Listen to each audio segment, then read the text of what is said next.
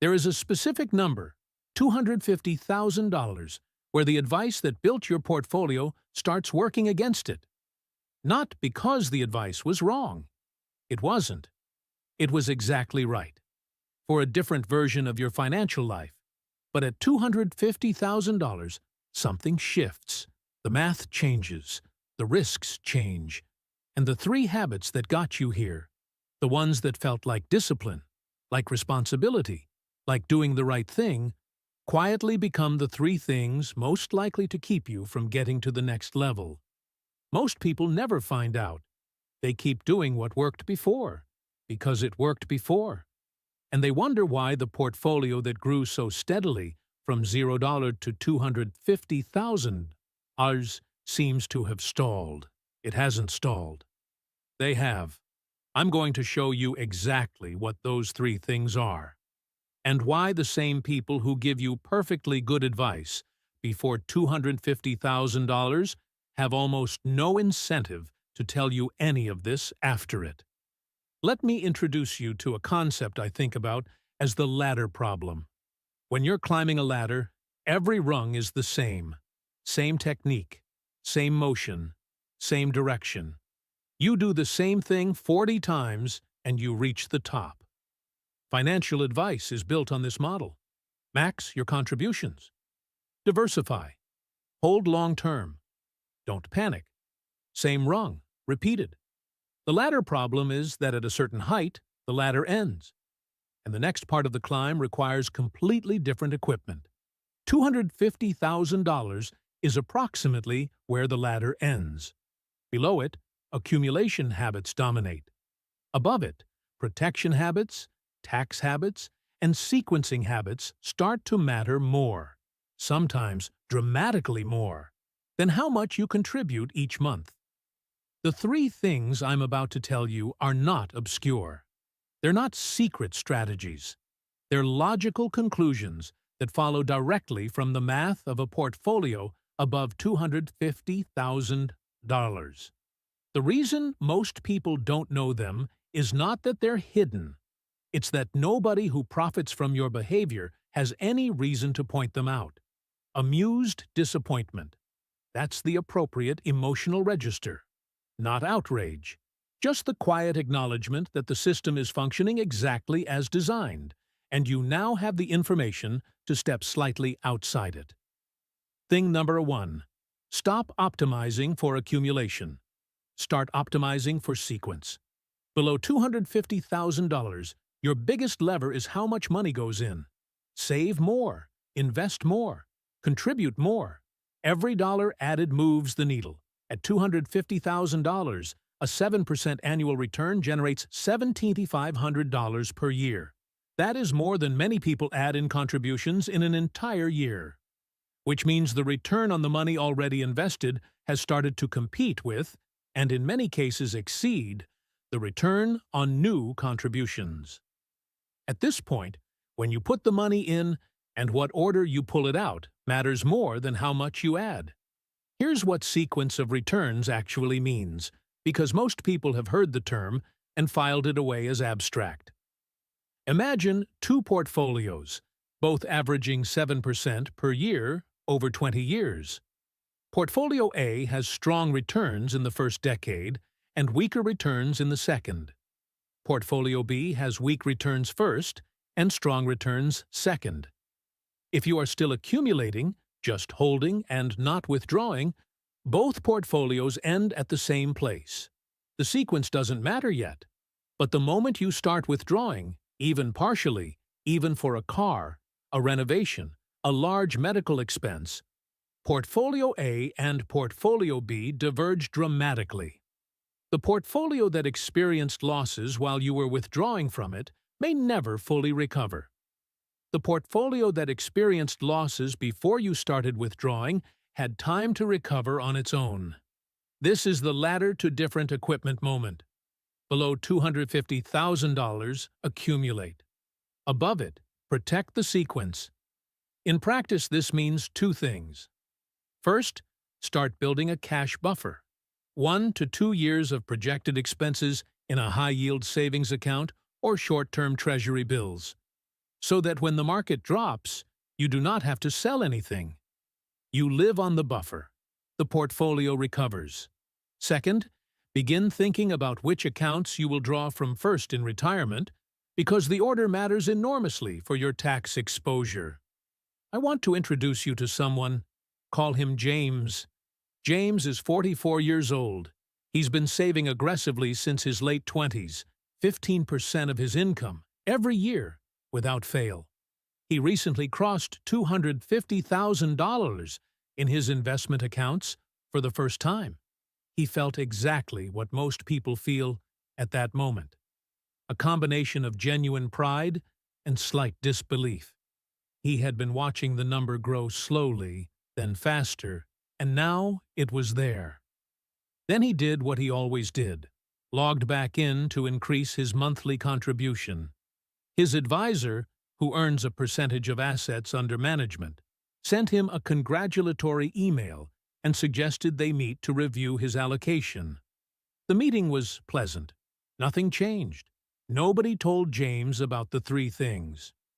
We'll come back to James throughout this video because his story illustrates each one, including the one that almost cost him the most money he'd ever lost in a single year. By the way, if this is useful, subscribe. The algorithm may not show you this channel again if you don't. I realize that's a slightly absurd thing to say, but it's also completely true. Thing number 2. Stop treating all your money as the same kind of money. Below $250,000, simplicity is a virtue. One index fund, one account, one rule, keep adding. The complexity is not worth the mental overhead when the balance is small.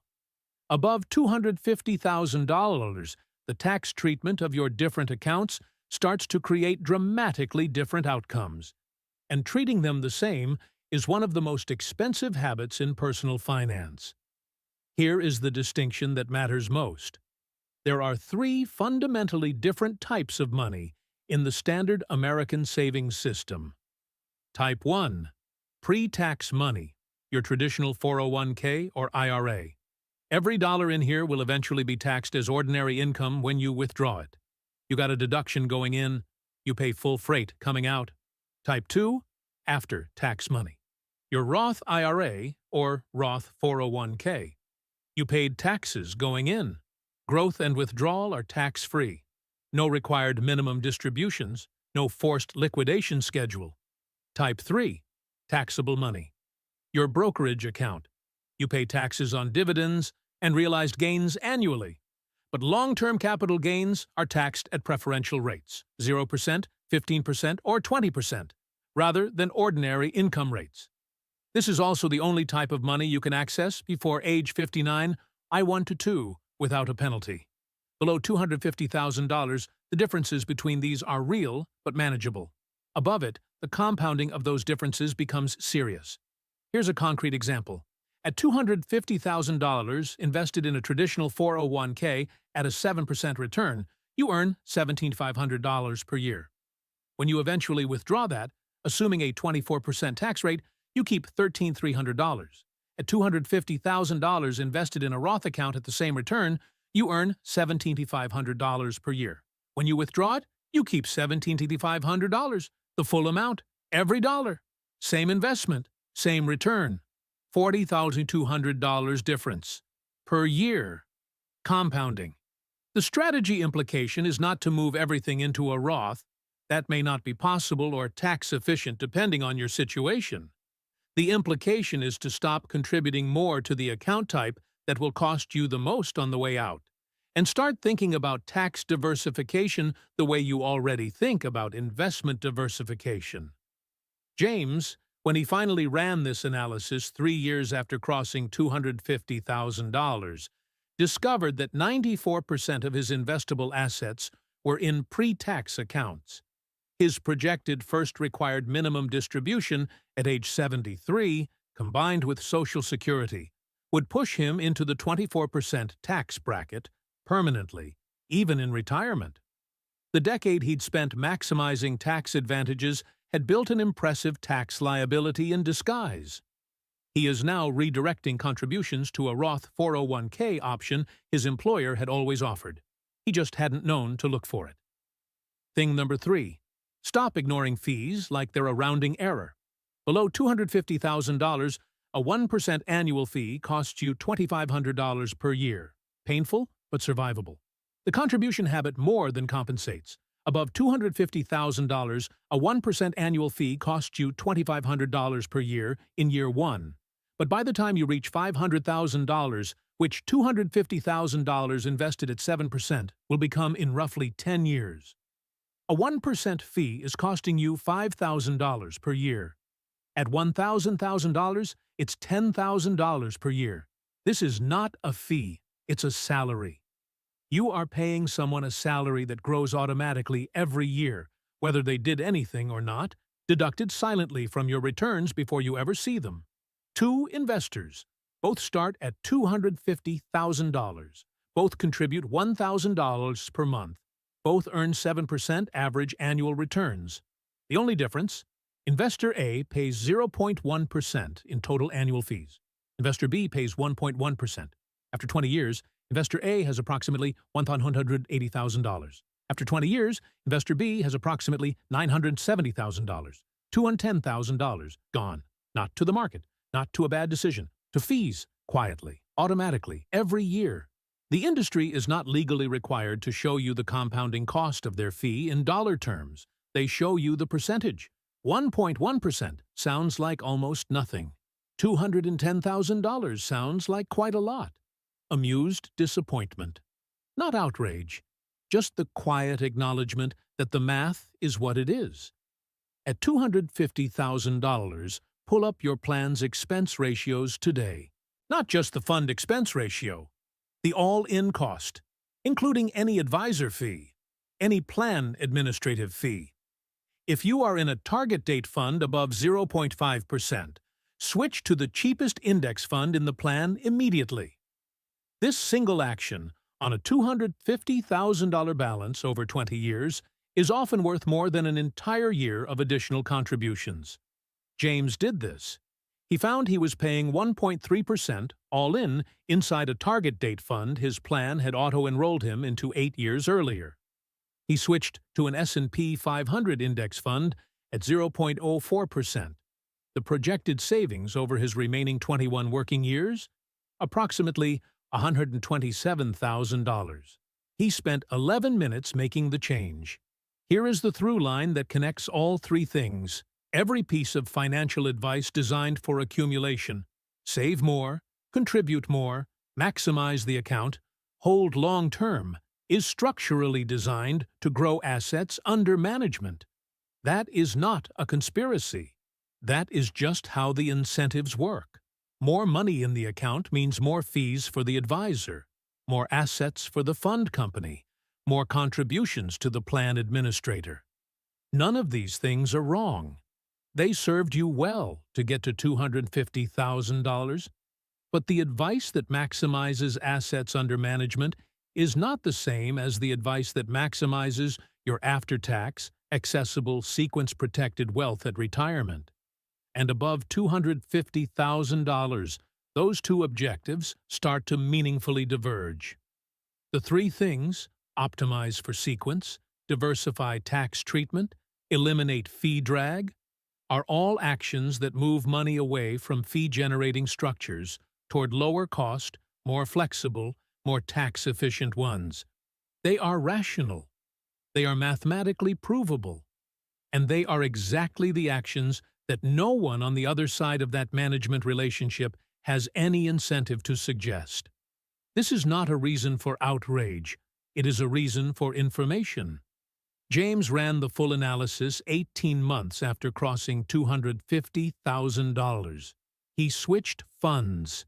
He redirected contributions to his Roth option. He opened a small taxable brokerage account and began building his pre-retirement bridge. He did not fire his advisor.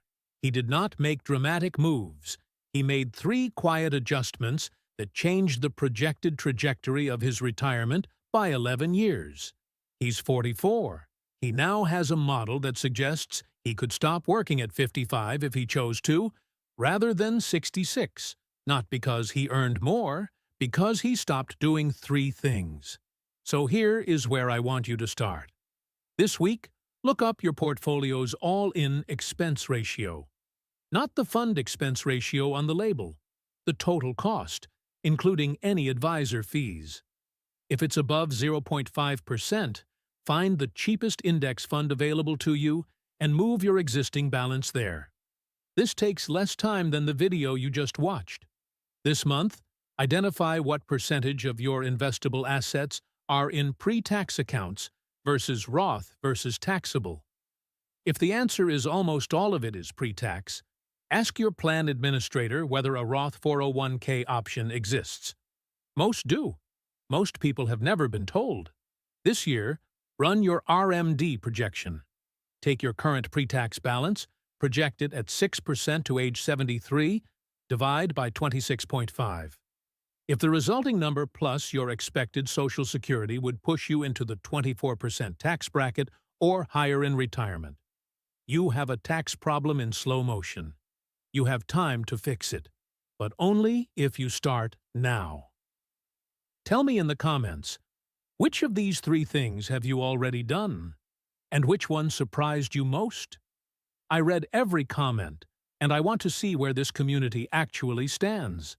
Subscribe if this gave you something, because next week we're going deeper on the specific account sequencing strategy that can reduce your lifetime tax bill by more than any single investment decision you will ever make.